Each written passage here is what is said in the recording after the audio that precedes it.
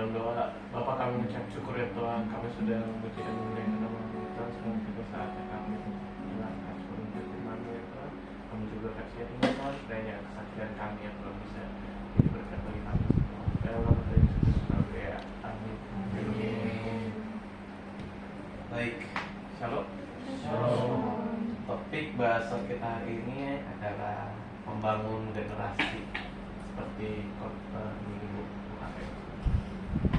Ayat kita ada di Ulangan 4 ayat 1-9. Terus dibaca. Siap. Sebelum memulai era baru di tanah perjanjian, Musa mengajar generasi baru bangsa Israel untuk memperhatikan hal-hal penting. Hal itu tertuang dalam kitab Ulangan agar generasi baru menjadi unggul dan tidak mengulangi kesalahan generasi lama. Halo.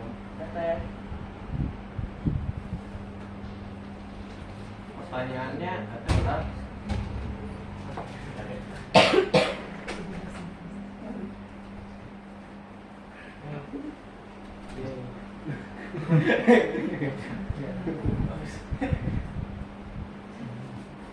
nggak apa-apa, ada tandingan si Jojo di sini jadi ngawal nih. Pertanyaannya, apa yang gereja dan keluarga lakukan untuk mempersiapkan generasi unggul? Yang pertama, takut akan Tuhan. Ayat 2-4. Keluarga gereja perlu mengenalkan Tuhan kepada anak sejak dini dan menanamkan rasa takut akan Tuhan. Salah satu sikap takut akan Tuhan adalah dengan tidak menambah atau mengurangi perintahnya, yang bisa kita lihat pada ayat yang kedua. Keluarga atau gereja perlu mengajar secara utuh kebenaran firman-Nya. Takut akan Tuhan membawa kepada kehidupan, sedangkan sikap memberontak terhadapnya akan mengantar pada hukuman. Ayat 3-4. Diskusi kita di poin yang pertama, bagaimana kita menanamkan sikap takut akan Tuhan kepada keluarga kita. Baik, yang kedua, mendengar ajaran Tuhan. Ayat yang kelima, kasih kepada Allah ditujukan bukan dengan perasaan di dalam hati semata-mata, namun diwujudkan dalam perbuatan. Tindakan kasih kepada Allah dapat dinyatakan dengan melakukan apa yang Tuhan kehendaki dan kehendaknya ada di dalam firman-Nya. Tuhan Yesus menyatakan bahwa mereka yang mengasihinya adalah mereka yang menuruti segala perintahnya. Yohanes 14-15. Tapi diskusi di poin yang kedua, yaitu apa yang kita kerjakan agar ajaran Tuhan atau kebenaran menjadi bagian hidup kita. Di poin yang ketiga, memiliki hikmat Tuhan. Ayat 6-9. Yang menjadikan Israel berbeda dengan bangsa-bangsa lain adalah karena mereka memiliki Allah yang luar biasa. Peraturan dan ketetapan Tuhan, yaitu Taurat, telah menjadikan mereka memiliki kebijaksanaan dan akal budi. Relasi kita dengan firman Tuhan akan menjadikan kita memiliki sumber hikmat, kebijaksanaan dan diperbarui dalam akal budi kita. Diskusinya yaitu apa yang kita lakukan untuk melatih diri memiliki kebijaksanaan akal budi. Baik, mau diskusi saya buka. Ada yang mau bersaksi atau membahas?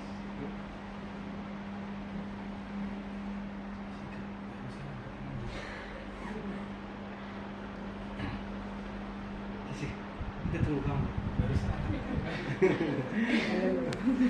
Jessica ini semangat kok.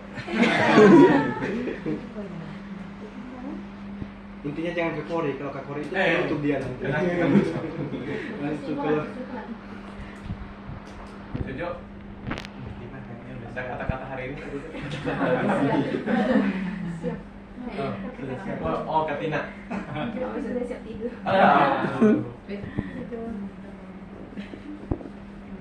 Kamu ini ada kesaksian atau yang mau bahas dari kebenaran firman kami? Matthew. Wih. Kenapa dia bilang? Oh, Alvin. Jawabannya Alvin kan itu membangun generasi sebelumnya gitu. kelas 3 gitu. Boleh dong. Boleh. Alvin. Kata-kata.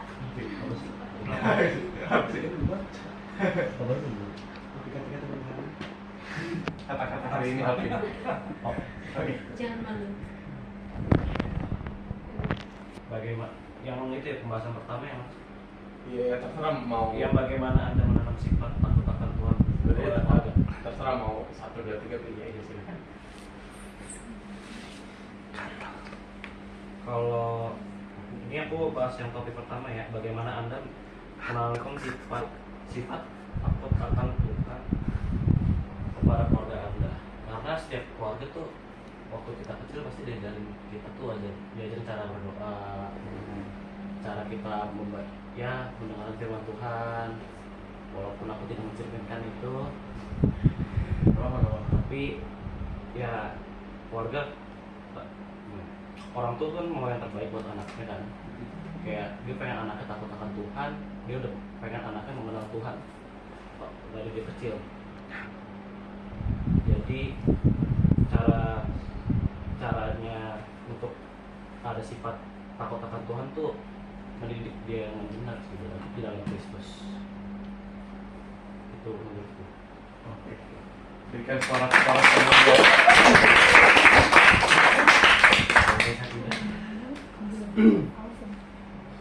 Oke, aja diskusi. Kalau aku apa ya? Aku tertarik sama ini kan pembahasannya tentang apa yang gereja dan keluarga lakukan untuk mempersiapkan generasi umur. Berarti kan hitungannya misalkan anggap aja kita dari kecil tuh gimana cara kita pas kecil biar kita dekat sama Tuhan gitu gimana. Kalau menurut aku buat gereja pentingnya kita ikut sekolah minggu tuh penting banget karena kan di sekolah minggu diajarin tentang firman Tuhan juga tapi dengan porsi anak kecil gitu. Jadi kita sebagai anak kecil jadi paham walaupun enggak terlalu berat tapi seenggaknya kita tahu Tuhan Yesus itu siapa. Itu sih mungkin yang di gereja. Terus buat yang di keluarga apa ya, mau papa aku nggak terlalu ini sih maksudnya karena kan hubungan kita sama Tuhan kan ya hubungan kita sama Tuhan aja. Mungkin kalau aku sih apa ya, dulu tuh mama papa aku tuh suka nyetel lagu rohani tiap pagi. Jadi kayak kita kalau bangun dengar lagu rohani, jadi kan gimana gitu. Jadi dari situ aku sendiri hubungan aku sama Tuhan karena kan dengar lagu rohani juga, terus diajarin juga sama mama papa tentang Tuhan Yesus gimana. Terus yang di sekolah minggu juga gitu semua.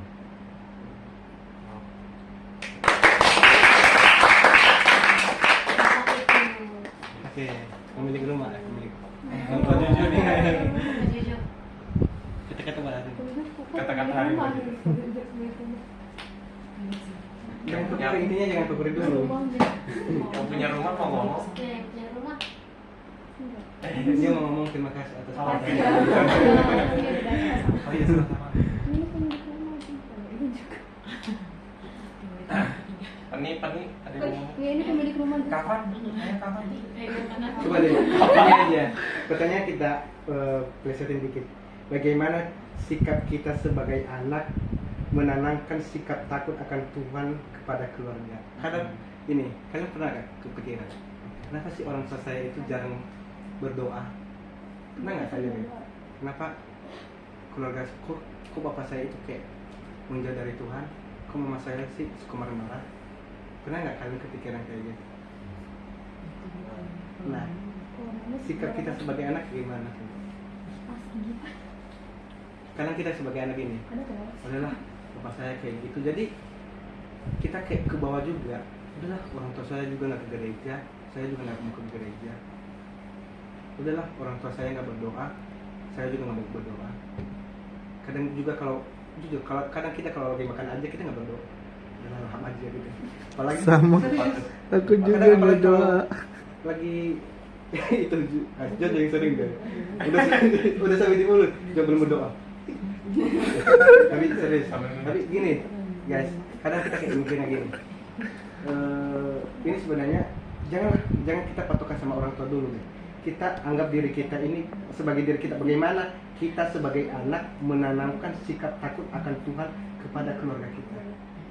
Soalnya ini lebih ke dewasa sih kan, kalau bahas ini. Tapi kita lebih mengerucut untuk sebagai anak. Posisi kita sebagai anak, gimana kita sebagai anak menanamkan takut akan Tuhan untuk dalam keluarga.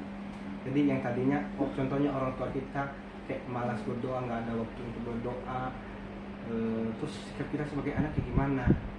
Nah, yang pertama menurut kakak, kita jangan terpengaruh juga sama orang tua. Kadang kita juga kalau orang tua kita nggak berdoa, kita sebagai anak nggak akan berdoa. Udah kita kayak merasa udahlah bodo amat, orang tua saya nggak berdoa, orang tua saya nggak datang ke gereja. Minimal kita ambil sikap positif dulu. Kita ya udah, memang orang tua saya nggak berdoa, tetapi saya akan membawa mereka dalam doa. Kita mulai dari sikap kita.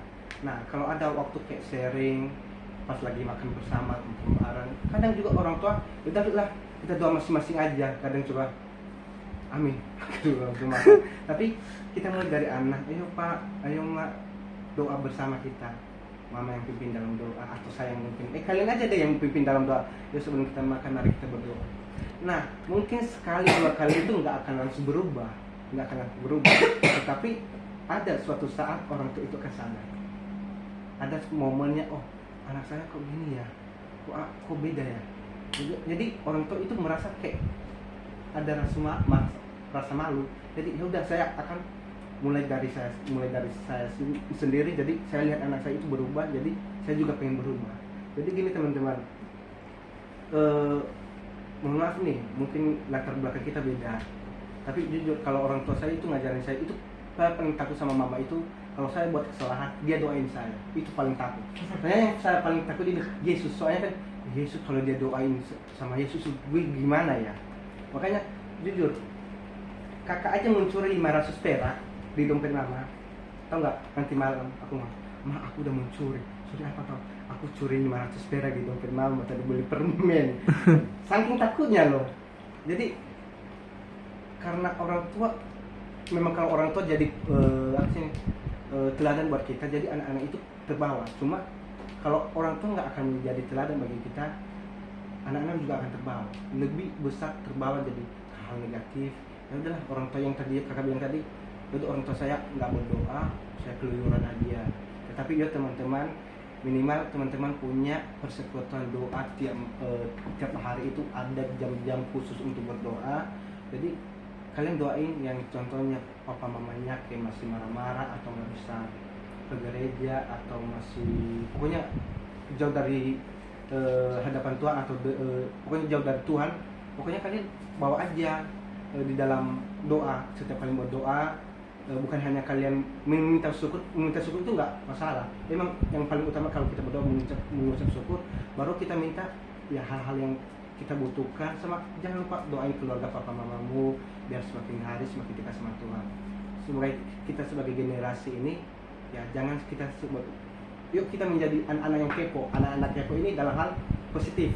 Kepo, kenapa orang tua saya nggak berdoa ya? Jadi kita bawa pergumulan kita tetap doa. Jadi teman-teman jangan sebagai anak generasi kayak sekarang ini jangan merasa bodo amat.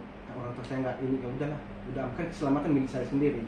Jadi tetap kita keselamatan itu jadi buat kita semua. Jadi rame-rame yuk kita sama-sama supaya keselamatan ini saling setiap orang memilikinya. Oke, thank you, itu aja sih.